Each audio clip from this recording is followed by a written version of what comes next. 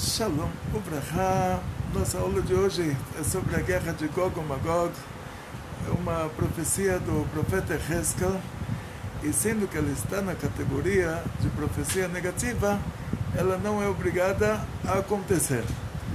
Ou seja, toda profecia positiva, quando o profeta fala uma coisa boa, se essa coisa boa não aconteceu, o profeta é desqualificado. Ele deixa de ser profeta, ele se torna pela Torá um falso profeta. Se o profeta fala uma coisa ruim, a coisa ruim não acontece, ele continua no mesmo nível dele. E aí o que nós vamos dizer é que Hashem aceitou a nossa tshuva, nós resolvemos nos comportar melhor e assumimos que não vamos mais fazer as coisas ruins, assumimos que vamos fazer coisas boas, mesmo que ainda nada aconteceu. Só o fato de a gente assumir que não vai mais fazer a coisa ruim e assumir que vai fazer a coisa boa já anula a profecia negativa. Não precisa fazer a coisa boa na prática, só o fato de ter assumido de fazer isso. Então, o profeta Heskel, na hora que ele falou essa profecia de Gog e Magog, ela entra em duas categorias. Uma categoria em relação ao sofrimento que envolve essa profecia, que ela fala sobre uma guerra. Então, essa categoria ela é vista como uma profecia negativa, ela não é obrigada a acontecer. Ela só acontece, Deus me livre, se a gente não se comporta certo. Um exemplo disso é o rei da Judeia, que se chamava Hizkiyahu, traduzido talvez como Ezequias. Esse rei da Judeia, ele era filho do Ahaz, eu não sei como traduziram. O Hizkiyahu, ele herdou a Judeia quando a Judeia estava um país idólatra, pior do que a Índia. Dentro do Bet HaMikdash estavam as estátuas, e o Hizkiyahu, o rei, ele se tornou um grande Baal Tshuva. Ele tirou todas as estátuas da Judeia, destruiu todas as idolatrias da Judeia e ensinou o povo a estudar a Torá e cumprir os mandamentos divinos. O método educacional dele foi um método meio diferente. Cada cidade tinha uma sinagoga que era o templo da cidade. Na época do pai dele, do Ahaz, essa sinagoga estava cheia de estátuas. Em primeiro lugar, e as pessoas assim, rezavam para a estátua, rezavam para Deus, uma coisa não interferia na outra, cada um tinha muitos deuses. Tinha aqueles monoteístas também que rezavam só para o sol, outros monoteístas rezavam só para a lua, mas tinha monoteístas, politeístas, mas rezavam para Hashem também. Na hora que ele purificou as sinagogas, ele tirou todas as estátuas, ele foi para cada uma dessas sinagogas, reuniu toda aquela comunidade que vinha rezar para as estátuas lá, fincou uma espada na porta da sinagoga e fez uma declaração real de que ele vai voltar daqui a um ano para fazer uma prova. Quem não passar nessa prova, quem não tiver estudado Torá, ele vai enfiar nele essa espada. Foi o método de ensino dele, esse método funcionou na época, hoje já não funciona. Mas na época ele não ia fazer isso na prática, que sendo que ele era um Baal Tshuva, uma pessoa religiosa, um judeu religioso, ele não ia, era proibido assassinar, mas as pessoas não sabiam disso. Então ele usou um pouquinho de psicologia. Ele não iria fazer, não iria matar ninguém, mas simplesmente o fato dele ter feito essa declaração fez com que as pessoas estudassem Torá.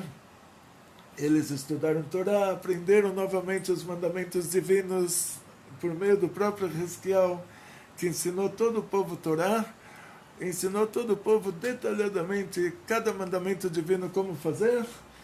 E nesse meio tempo veio a superpotência internacional, que era a Assíria, um país que ficava no norte do Iraque. Essa superpotência internacional conquistou o mundo inteiro. O mundo inteiro antigamente era do rio Nilo ao vale do rio Indo. A Europa era a floresta amazônica, As Américas nem precisa falar, e o mundo inteiro era do Rio Nilo ao Vale do Rio Indo. Lá tinham pessoas normais, assim, que tinham uma moeda para pagar o imposto. Em outros lugares talvez até tivessem pessoas, mas já não havia uma civilização. Esse rei da Assíria conquistou todo o Oriente Médio, que era o mundo antigo, e ele chegou em volta de Jerusalém. Ele montou plataformas, montaram para ele plataformas para ele fazer a estratégia de como conquistar Jerusalém. Isso depois que ele conquistou o reino de Israel, que era o país das 10 tribos, mandou as 10 tribos lá para os confins do Oriente. Até hoje elas são 10 tribos perdidas. De repente, na Geulah, a gente vai ver lá Malásia, Indonésia e Japão. Vai saber, de repente vai começar a aparecer judeu lá em tudo quanto é lugar, dessas 10 tribos perdidas. E o Sanherib, o rei da Assíria, no lugar das 10 tribos que estavam, que eram o reino de Israel, ele colocou outro povo lá, chamavam Cutim. E quando ele veio conquistar Jerusalém, e fizeram para ele essas plataformas, ele olhou para a cidade, ele falou, não acredito. Fizeram uma propaganda dessa cidade, eu corri até aqui com todo esse exército, e de repente eu vejo uma cidade caindo aos pedaços. O Beit HaMikdash, templo sagrado de Jerusalém, estava caindo aos pedaços. Estava como a nossa instituição aqui. Então, aí a gente tem muita coisa a ver com o lado da santidade, é assim mesmo, não tem o que fazer. O lado da santidade está sempre caindo aos pedaços. Se a coisa é boa, quer dizer que o espiritual está sincronizado, mas o material está sempre descascando. E ele viu que a cidade inteira estava descascando. O general dele passou a maior vergonha. O general da Assíria conversou com o general de Jerusalém, falou para ele, olha, não quero que a gente vá entrar na história como um povo que atacou mulheres e crianças. Me fala quantos cavalos você precisa, quanto equipamento você precisa, a gente te dá tudo, faça uma guerra contra nós, pelo menos a gente entra na história como um povo que fez uma guerra e não como um povo que fez um genocídio. Aí o general de Israel lá de Jerusalém falou, não adianta você dar os cavalos para a gente, porque ninguém aqui sabe montar num cavalo. A gente está estudando Torá há muito tempo, a gente não sabe segurar uma espada, a gente não sabe montar num cavalo. Não adianta, você vai dar o cavalo, ninguém vai saber subir em cima do cavalo. E perguntaram para o rei, agora o que fazer? Se o povo não tem exército, se o povo não sabe segurar uma espada, o que se faz agora? Aí o Sanherib, o rei da Assíria, está lá com um exército incontável, e depois de ter analisado a cidade, ele falou para o general, você dá uma ordem para cada soldado que agora ele vai dormir. Primeira ordem.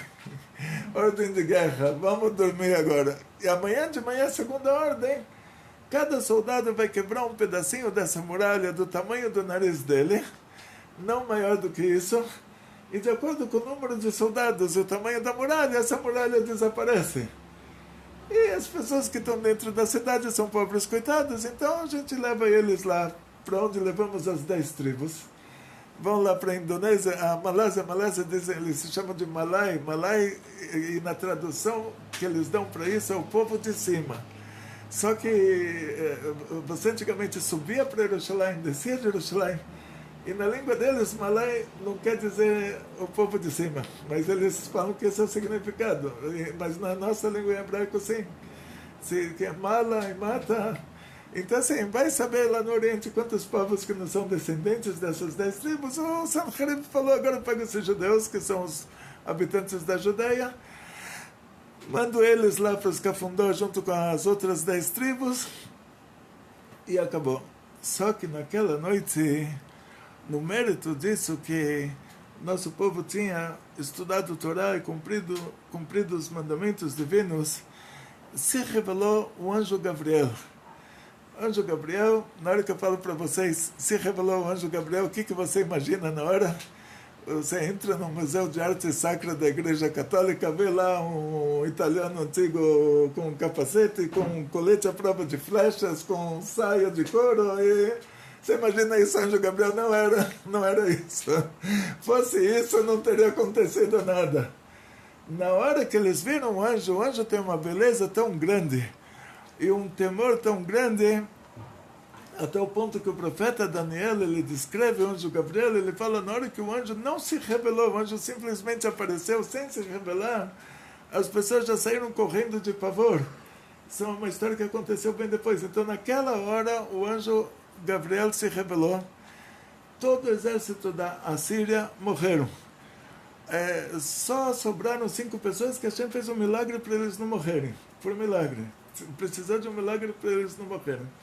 Depois disso, diz a Gemara, Hashem queria fazer o Hiskiau, que ele fosse o Mashiach, e o Sanherib, que fosse a guerra de Gog e Magog. Considerar o Hiskiau Mashiach, o Sanherib Gog e Magog, só que Moshe Rabbeinu, quando ele saiu do Egito, Hashem fez os milagres, abriu o mar, fechou o mar, o exército egípcio que estava perseguindo eles faleceram, e por isso Moshe Rabbeinu falou um cântico de agradecimento para Hashem. E o Hiskiau não falou esse cântico de agradecimento. Para eles o milagre era a coisa mais normal. Eles falaram, Hashem não fez nada mais que obrigação. Então, por causa que eles não fizeram um cântico de agradecimento, então aquela geração perdeu a oportunidade de Hiskiau ser Mashiach, e o Sanherib seria considerado Gog e Magog. Então, essa referência da Gemara nos mostra que o Gog e Magog, não necessariamente que algum judeu tenha que morrer por causa disso, mas porque ela é uma profecia negativa, porque simplesmente o fato deles virem querer nos matar é uma coisa negativa. Então, isso não é obrigado a acontecer. Entra nessa classificação. E só que o Rebbe de Lubavitch, ele traz um hidush maior ainda. Ele fala, depois que a gente passou por tantos sofrimentos, então também a conta ficou reduzida. A gente não tem que passar por toda essa intensidade. Quando o profeta Heskel falou sobre a guerra de Gog e Magog, se Mashiach tivesse chegado já numa geração anterior, tá bom, mas agora depois que a gente passou por cruzadas, Inquisição, Holocausto, então já reduziu nossa dívida lá em cima. De qualquer maneira, os nossos sábios, eles trazem sinais para você saber que você está na geração que vai ter a Geulah.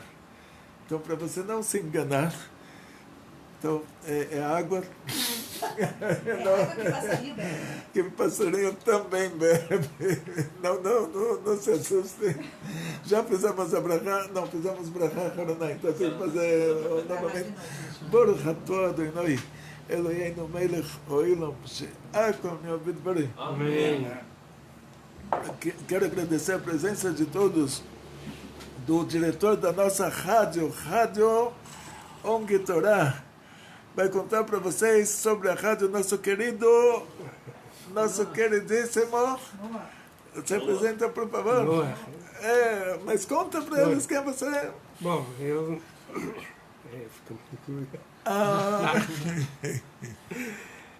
meu nome em hebraico é Nor, né? Eu sou um aluno aqui do Rabino há muito tempo, né? E nós criamos uma rádio na qual toca músicas judaicas, né? E vocês podem ouvir elas pelo aplicativo do Rabino, né? E agora vamos para o aplicativo. E do lado do aplicativo... Nossa querida Yane é responsável pelo nosso aplicativo. Vamos lá. Shalom pra cá, pessoal. Sou Yoni, como todo mundo sabe, o responsável pelo aplicativo, que inclusive já aproveito o momento, né, para fazer a propaganda. Quem ainda não possui o aplicativo do Rabino, na Play Store, vocês podem buscar por Rabino Gloiber. O primeiro aplicativo que vai aparecer lá é o aplicativo do Rabino, tá? Quando vocês entrarem no aplicativo do Rabino, vai ter aba de Parashá, vai ter aba do canal do YouTube, vai ter canal também de outras redes sociais, como o TikTok, Instagram, entre outras redes sociais que o Rabino posta o conteúdo dele. Então vale muito a pena ir lá no Play Store, buscar por Rabino Gloiber e baixar o primeiro aplicativo lá com a figurinha do Tate, né, do Rabino. E o nosso querido benfeitor, o senhor Lúcio, Shalom, está abaixo o nosso grande doador, querido patrocinador da nossa ONG. Uma honra fazer parte aqui e aprender um pouco mais de Torá com o Rabino de perto. Oba, Não tem preço. muito obrigado, muito. Nosso querido Hillel. Shalom Vrahá, como sempre, como todos nos conhecem, né? Estou aqui auxiliando o Rav Gloiber no que posso e no que não posso vou aprendendo.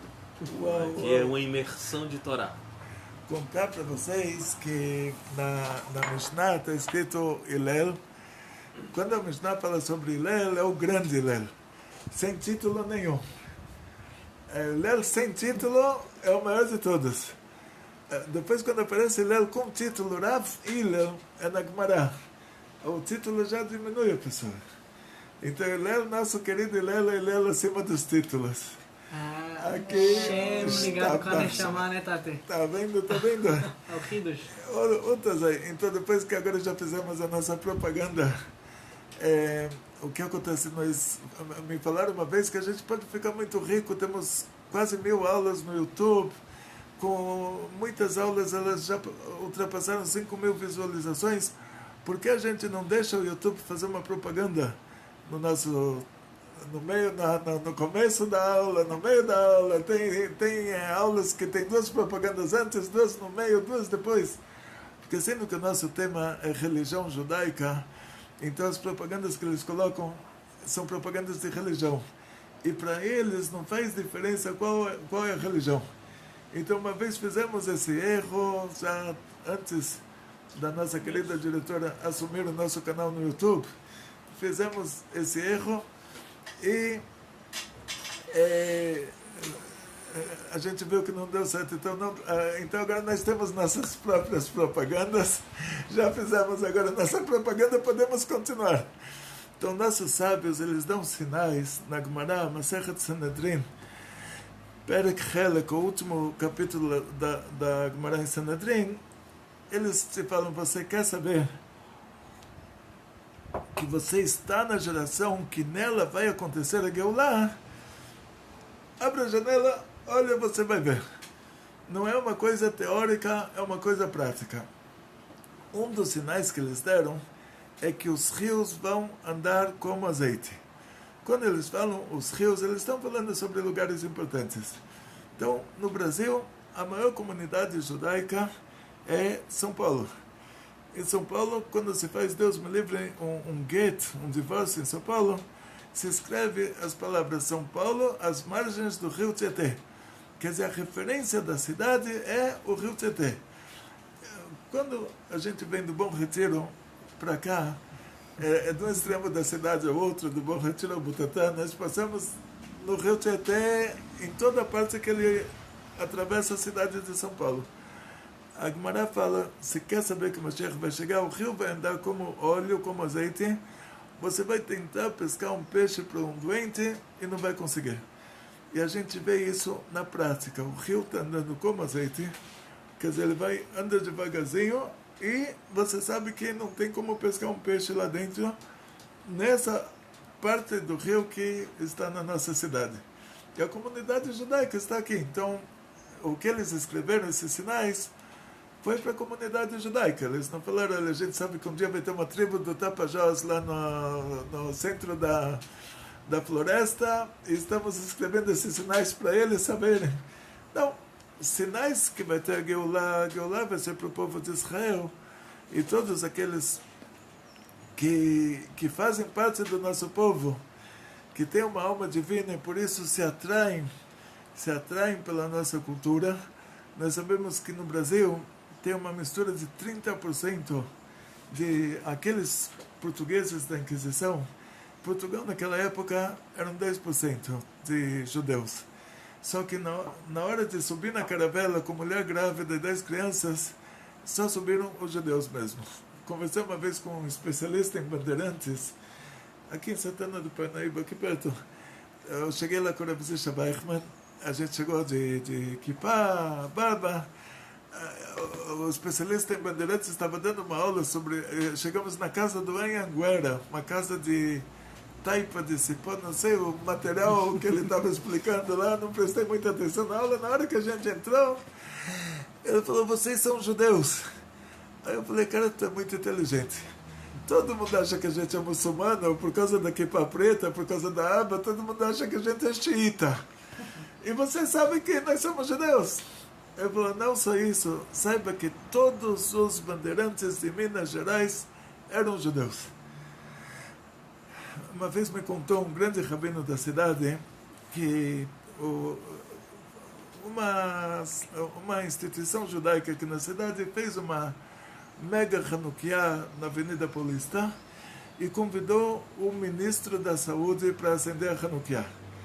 O ministro da Saúde, ele tinha uma assessoria, então ele não queria dar vexame, ele pediu algumas informações, o que é Hanukkah, o que ele pode fazer, o que ele não pode, para não fazer coisa errada. Aí falaram para ele, não se preocupa, se a Hanukkah tem até uma certa medida, é permitido acender ela com brachá, mas aí vão dar para um judeu acender. Se está acima dessa medida, aí já é uma coisa decorativa. E, então já não é mais uma coisa válida. Então não vão dar para um judeu acender. Isso é uma das coisas que ele aprendeu lá com a assessoria dele. Quando ele chegou na Hanukkah, tinha um caminhão desses que vem com o guindaste e deram a honra para o ministro da Saúde para acender a Hanukkah. Me contou esse rabino que estava do lado dele. Ele falou para o rabino, ele falou, eu sei que vocês estão me dando para acender a Hanukkah porque essa Hanukkah ela já não é válida, então vocês não podem dar para um judeu acender ela. Só que o erro que vocês estão fazendo, vocês acham que eu não sou judeu? 30% dos brasileiros têm origem judaica. Assim, ele tinha feito um estudo sobre isso antes de vir para Hanukkah. O rabino que me contou essa história estava lá na hora, ele falou para ele. Então, eu estava em Israel nessa época, não participei daquele acendimento. De qualquer maneira, o Brasil tem uma grande mistura.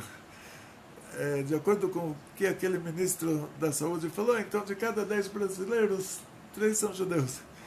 Então imagina, na Geulah, vão ter 75 milhões de judeus, só os que vão sair daqui. Imagina a Malásia, a Indonésia, todos aqueles lugares que a gente não sabe. Então não são só os judeus das 10 tribos perdidas que vão voltar, mas todos aqueles descendentes de mulheres judias da Inquisição, das Cruzadas e todos os que se perderam. De qualquer maneira, a Gemara nos conta sinais que você, na hora que você vê esses sinais, você sabe que você está nessa geração. E o Zohar a Mishnah, o Zohar tem, o Rabbi Shimon Bar Yochai conta umas coisas muito, muito interessantes. Ele diz que Abraham Avinu, todos conheceram nosso primeiro patriarca, até quem não conheceu sabe quem ele é. Então, ou seja, é famoso.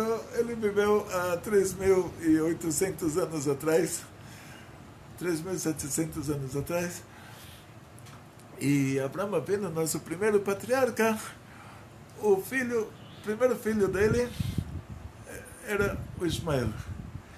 Sempre que a Torá te traz uma regra, para a Torá tirar alguém dessa regra, ela tem que te trazer um versículo te demonstrando que esse caso é uma exceção. Então, mesmo a Torá que te determina que o primeiro filho, o primogênito, ele vai ser o seu sucessor, essa mesma Torá, em relação a Ismael, vem um versículo e diz, Hashem fala para Abraão que Beitzhak Kareb Hazera, que no Yitzhak vai ser considerada a sua descendência.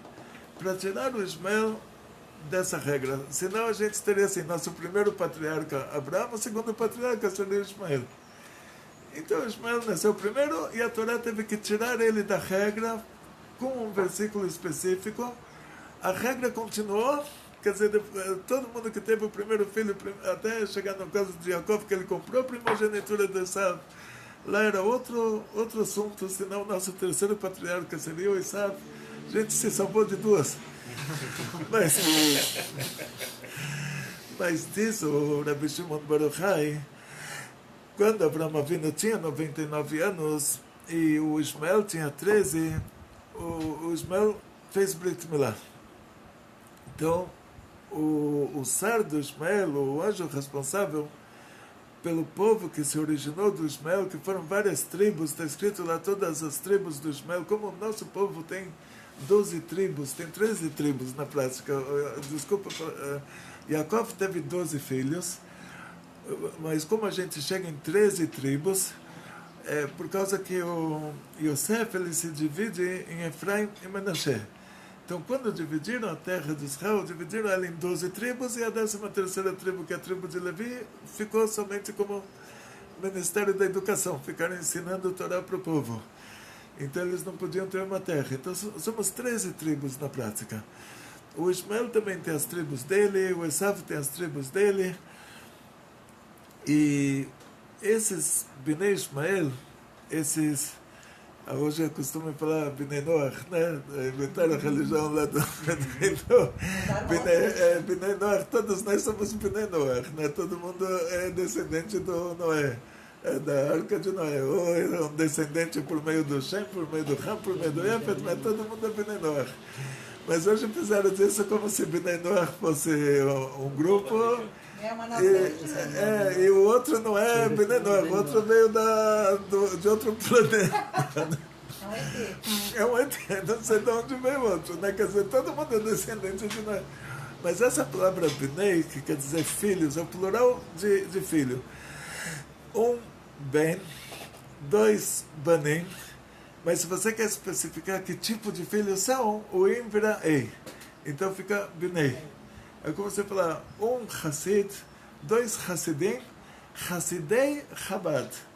Quando vem especificar que tipo que é, aí o Im vira Ei. Então, o Bnei Ismael são os descendentes. Isso para você é bom, você está indo para Israel. O Bnei Ismael, quando você chegar lá, você vai continuar trabalhando com o nosso aplicativo, né? Então não se esqueça de nós. É a minha preocupação. Você acredita nisso, né? O Bnei Ismael, eles continuaram fazendo o Brit Milá como eles aprenderam com Ismael, só que a Brit Milá que eles fizeram foi parcial. Só cortaram, mas o Brit Milá, para ser válido pela Torá, tem que cortar, depois se coloca para trás a pele. Eu não sei, assim, essa não é a minha praia, não quero aprender como se faz isso, não é a minha praia. Tudo que tem a ver com corte, com sangue, com divórcio, com shritá e abate de animal, tudo isso não é... eu sou rabino de casamentos. De amor. De união. Mas a Gemara fala que uma pessoa que nasceu no Mazal Ma'adim, na hora que tinha uma estrela vermelha regendo no meio do céu, essa pessoa vai derramar sangue, vai ser derramador de sangue. Então a Gemara recomenda para ele, ou ele vai ser um moel, que ele vai fazer a circuncisão, ou ele vai ser um shochet, que vai fazer o abate dos animais, ou vai ser um cirurgião, mas se ele não fizer isso, é capaz que ele sempre queira procurar uma briga. Então, de qualquer maneira, voltando para Ismael. O Brit Milá de Ismael é parcial. Então diz o Zohar, diz o Rabbi Shimon Bar Yochai, que por causa disso, o anjo responsável por esse povo lá em cima conseguiu o direito de ter a terra, de se instalar na terra de Israel todo o tempo que ela estiver vazia. O que quer dizer? O nosso povo saiu de lá, ninguém nunca imaginou que iria ter um império árabe no mundo. Ninguém nunca imaginou. Na época do Rabbi Shimon Bar Yochai, ninguém imaginaria uma coisa dessas, que no lugar do Império Romano teria um Império Árabe naquele lugar. Então você imagina, como te falar assim, nos conceitos de hoje, Imagina a Argentina conquistar o mundo.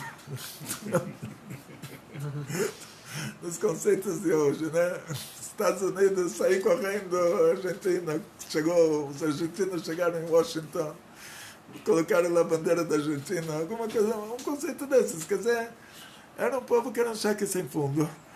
Não tinha como, na época, imaginar uma coisa dessas. Então, aí, por isso que o Rabbi Shimon bar Yochai falou, eles vão conquistar uma terra vazia. Tudo que eles conquistaram eram desertos, eram lugares vazios.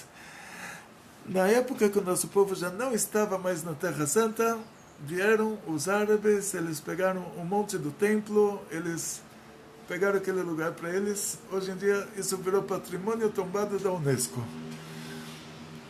Ou seja, diz o Rabbi Shimon bar Yochai que ninguém nunca imaginou iria ter uma coisa dessas. Ele fala, vão vir para cá árabes, eles vão pegar o monte do templo, eles vão impedir, eles vão atrasar a Geulah. E por que Hashem não faz o milagre disso não acontecer? Porque eles têm um mérito, que o mérito é que eles têm um Brit Milá, uma circuncisão mesmo que parcial. Então eles têm um mérito parcial. Então diz o Zohar, por causa que a circuncisão deles é superficial, o mérito deles é superficial também, e eles dominam a Terra Santa de uma maneira superficial. Mas vão dominar o monte do templo, vão atrasar a Geulah. Diz o Rabbi Shimon bar Yochai uma coisa muito interessante, que o Bnei Ishmael, agora para saber o que é Bnei Ishmael, a gente fala a palavra Bnei quer dizer filhos, né? Então os descendentes do Ishmael, a Gemara, em Masechet Avodah Zarah, ela nos conta que o Ishmael se misturou com os persas. Ou seja, os persas, nós sabemos que de todas as colonizações europeias no mundo inteiro, 4 países não foram colonizados. O Japão, porque é uma ilha, os japoneses eram um povo forte numa ilha, então não tinha como colonizar um lugar desses. O Japão, a Tailândia, o Irã e a Etiópia. E a Etiópia não é a região da grande Etiópia, é a região dos picos das montanhas, lá onde vocês estavam, Addis Abeba, um lugar desses. Então os italianos estavam na Eritreia, mas aquela região das montanhas não foi conquistada. E o Irã foi um país que não foi colonizado, quer dizer, o Ismael se misturou com os persas, e o que vem a ser os persas? Irã e Iraque. Aquela região do Irã e do Iraque, aquilo era a Pérsia antiga. Quando você pega os túmulos do Mordecai Esther, os lugares turísticos de Purim estão no Iraque e no Irã. Agora, a Arábia Saudita já estava fora dessa área. Nem falar assim dos árabes do Líbano, da Síria, da Jordânia, esses que moram dentro de Israel, estão fora dessa regra. Quer dizer, o Ismael se misturou com os persas. E o Irã, eles são os persas, eles falam persa. Então, diz Rabbi Shimon bar Yochai que futuramente os Bnei Ishmael, ele te dá um sinal. Você quer saber que você está na época da Geulah? Futuramente os Bnei Ishmael, eles vão fazer 3 guerras. Uma guerra no mar, uma guerra na terra e uma guerra próxima a Jerusalém, e nessa hora vai ter a Geulah, porque já não tem mais o que fazer. A gente já não tem mais capacidade de nos proteger. Então, a gente vai pedir para Hashem ajudar. Uma criança, quando grita, o pai aparece para salvar ela, né? Todo pai sabe disso. Só que por enquanto a criança está dizendo, não, tem o amigão aí, o tio Sam. Tio Sam, Estados Unidos, Você né? vai visitar ele esses dias, né? A gente estava lá, te falou, a palavra desenvolvimento que se aplica aos Estados Unidos é a mesma palavra desenvolvimento que se aplica ao ser humano. Criança nasceu, se desenvolveu, fez 3 aninhos, uau, cresceu. Se desenvolveu, fez 13 anos, oh, ficou muito forte. Se desenvolveu, fez 20 anos, oh, se desenvolveu, fez 120. Quando fez 120, quando se desenvolveu até os 120, aí já se falou, o desenvolvimento chega uma hora que é desenvolvimento para baixo. E os Estados Unidos, não precisamos falar os últimos vexames que eles deram no Afeganistão. Então, os Estados Unidos, uma coisa atraiu eles para o Oriente Médio, que é o petróleo da Arábia Saudita. A Arábia Saudita é o principal aliado dos Estados Unidos no Oriente Médio. Sempre os Estados Unidos pensando assim que se fecham a torneira da Arábia Saudita, o mundo para. Então eles estavam dispostos a ajudar Israel como base de apoio para os países do Golfo Pérsico, para a Arábia Saudita, para o Kuwait. Então, quando teve a guerra do Iraque com Saddam Hussein, aí os americanos usaram Israel como base para atacar o Iraque, para proteger o Kuwait, para proteger a Arábia Saudita, que o Saddam ameaçou, 20 anos atrás, ameaçou a Arábia Saudita. Então, os americanos fizeram uma guerra para proteger o dinheiro. Agora, Israel não tem dinheiro. A maioria dos judeus não vai votar no Biden. Então, assim, Israel não tem nenhum motivo para eles falarem: vocês vão ser atacados pelo Irã, então nós vamos se defender. Para quê? Eles são capazes de falar: olha, a gente dá para vocês, como fizeram no Afeganistão, dão para vocês visto americano e green card. No Afeganistão fizeram mais ou menos para algumas pessoas da confiança deles. Então, assim, os americanos, por enquanto, são a esperança do governo de Israel, e essa esperança, por enquanto, ninguém pede para Hashem ajudar, porque já tem quem ajude. A pessoa entrou uma vez no shopping, lá em Israel, contam que é muito difícil você conseguir uma vaga no shopping. Não sei o motivo, não entendo de arquitetura, o senhor que está mais nessa área. Uma pessoa entrou no shopping, estava no desespero, não tinha uma vaga. Ele olhou para cima e falou: Hashem, se me dá uma vaga, eu vou guardar Shabbat, vou comer kasher. De repente saiu um carro na frente dele, uma vaga na frente dele. Ele fala: Hashem, não precisa mais, já encontrei sozinho. Então assim o nosso povo também. Eles falam: Hashem, você quer ajudar a gente, mas você vai pedir para a gente comer kasher, você vai pedir para a gente guardar Shabbat. Os americanos não estão pedindo nada. Então, eles estão tomando conta da gente, eles não estão cobrando de nós um comportamento melhor. Então, na hora que Deus me livre não tiver mais isso, aí eles vão falar: Hashem, agora, por favor, né, o filhinho aqui está sofrendo. Aí tem a Geulah. Por enquanto ninguém está pedindo. Então, se tivesse qualquer problema, a criança tem qualquer problema, a criança que está com fome, ele já vai se expressar.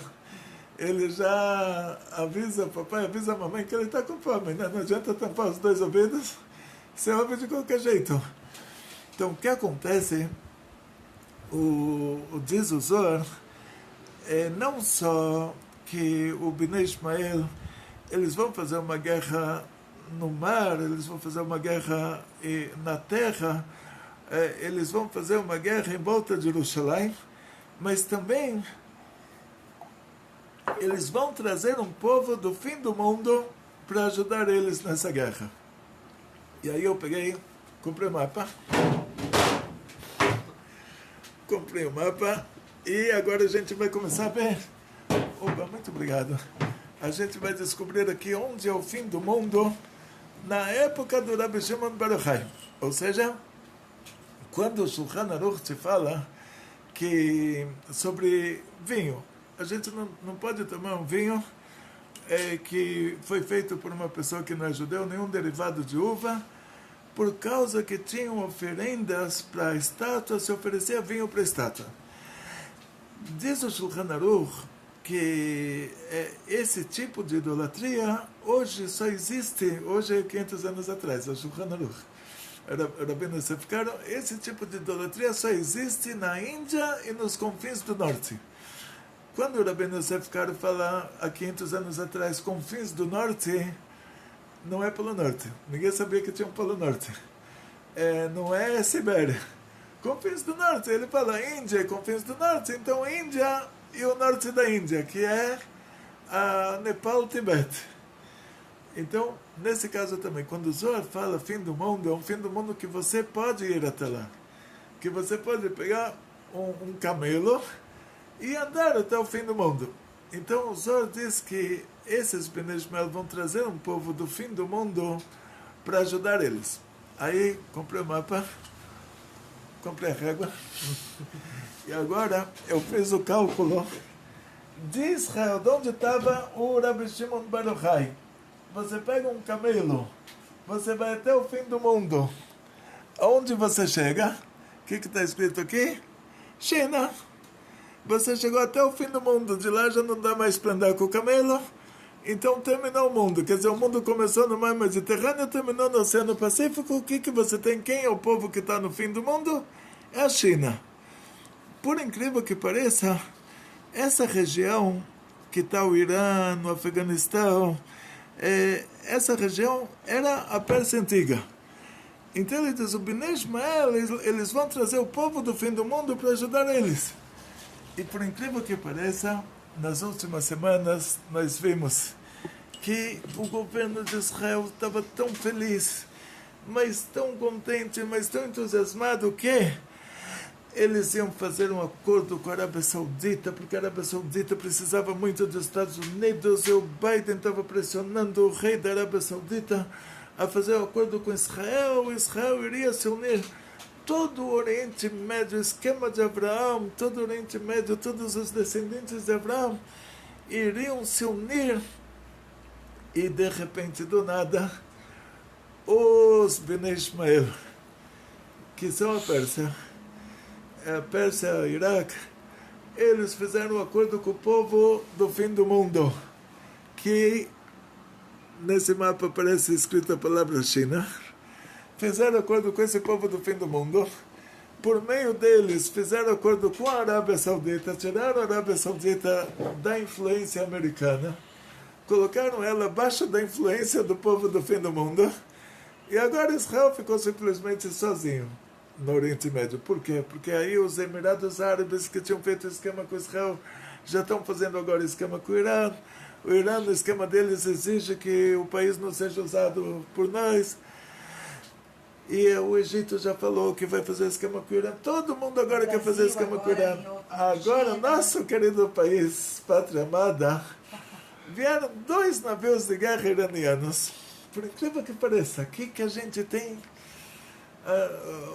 2 navios de guerra iranianos, eles atracaram aqui no Rio de Janeiro. O Brasil se complicou com o governo americano e transgrediu. E com Israel. Para quê? Para apoiar o Irã. Para que precisa disso? Você vê o tamanho da clipa, o tamanho da Sitra Achra, o tamanho do lado impuro. Você Sem vê falar que por poder de tiro, de guerra, Sim. o Brasil tem 2 horas só. Se Então, estourar uma guerra, o Brasil só tem 2 horas de fogo. E se tiver uma guerra, vai ser longe, porque aqui não tem guerra. Aqui, até um tanque de guerra andar até outro país, já terminou a gasolina. Aqui não tem como fazer guerra na América Latina. Então, o meu pai fugiu para cá. Naquela época falaram uma coisa interessante. Meus avós também fugiram para cá. O Brasil sempre foi um lugar bom para fugir. Então, contei para o meu genro. Meu genro mora na Galileia, lá em Israel. A minha filha, eles têm 7 filhos, 7 crianças. Eu falei para ele, olha, se o Irã... uma das profecias, dos sinais dos nossos sábios, é que vai ter um lugar chamado Golã, e esse lugar vai ficar vazio. Naquela época não sabiam onde era isso. E hoje tem as colinas de Golã. A Galileia vai ser destruída. Galileu Harev. Aí eu falei para o meu genro, olha, isso está como um sinal na Gemara. O Rebbe falou que nós somos a geração do Mashiach. E a Gemara fala que na entrada da Geulah, a Geulah é como um parto. Uma mulher, quando está grávida, todo mundo passa a mão na barriga dela, fala fofinha, fofinha, lindinha, lindinha. Depois que ela dá a luz, todo mundo passa a mão na cabecinha do neném, fala fofinho, fofinho, lindinho, lindinho. Na hora do parto, é gritos e berros, ninguém se aproxima. Então, a Geulah é comparada pelos nossos sábios a um parto. Ou seja, na hora da Geulah, quem vai se aproximar da gente? Quem vai nos ajudar? Aí nessa hora a gente se lembra que tem Deus. Então eu falei para o meu genro, falei, olha, você mora lá no Galil, né? Então, se acontecer alguma coisa que tem Irã, a gente tem que ter mérito, a gente tem que estudar muito a Torá, cumprir muitas mitzvot, pedir para Hashem nos ajudar que não aconteça, que a profecia negativa se anule. Mas eu falei para ele, se acontecer alguma coisa, aí o Brasil é um lugar bom para se fugir. Meu pai fugiu para cá, meus avós maternos fugiram para cá. Aí você pode fugir para cá também. Ele falou, e do Brasil? Você vai para onde? Eu falei, não, ninguém se interessa muito pelo Brasil. Onde vai ter as guerras? No lugar que é Terra Santa, lugar que tem alguma importância. Mas agora o Brasil já tá longe. Então, falei de brincadeira isso, né? Mas, na verdade, é toda brincadeira por trás. Tem um fundo de verdade. Tem um fundo de verdade, que realmente aqui é um lugar que, assim, na prática nada acontece. Então, para que ajudar o Irã no quê? Vamos dizer, se o Irã agora estiver em Eu guerra. acho que até os índios eles eram fugidos para cá. Também, vai saber. Os índios Com ninguém certeza. explicam eles, né? Vai saber se eles não são dessas 10 tribos Sim. perdidas. Os índios brasileiros, porque a gente, uma vez alguém me falou que a língua mais próxima ao Guarani é o hebraico. Uma coisa assim muito, E muito se você vê os interessante. índios falando na língua deles, você acha que é hebraico. Que coisa interessante. Então, Então, eles eram fugidos nos navios de Salomão. vai saber. Depois, então vamos fazer mais uma aula sobre esse assunto, que o assunto agora Vamos começou vamos explorar. agora começou a ficar bom. Então, gente, eu vou pegar minha filha na escola, desculpa. Então, Atzlacha, Briut, Panassá Bechefa, muito sucesso, muita saúde, muito dinheiro, felicidades judaicas de toda a família, grandes milagres em grande estilo. Novamente, muito obrigado para o senhor Noah. Tinha 2 nomes, né? Noah Yitzhak. Noah Yitzhak, eu sabia? Noah Yitzhak, que faz a nossa rádio. E muito obrigado para o Jonathan Jorginho, que faz o nosso aplicativo. Muito obrigado para o nosso querido benfeitor, o seu Lúcio. Imagina, é um prazer estar aqui. Opa, muito obrigado para o Hillel sem título é o maior de todos. Quando você dá um título para o Hillel, já é o Hillel menor. Eu sou apenas um aluno, Rav. Tá vendo? Shalom, Bravo a todos. Shalom. Então essa aula vai ter continuação, que o negócio está... esquentou e minha filha termina a escola às 4h15, agora são 3h15, eu estou do outro lado da cidade. Tenho agora que atravessar a cidade inteira. O Tietê. Atravessar todo o Rio Tietê, a parte que ele passa por São Paulo com aquela aparência linda, aquele cheirinho agradável. E então, gente, até a próxima, se Deus quiser. Para nossa Bechefa, muito sucesso, muita saúde, muito dinheiro. Felicidades judaicas de toda a família, grandes milagres em grande estilo. Amém.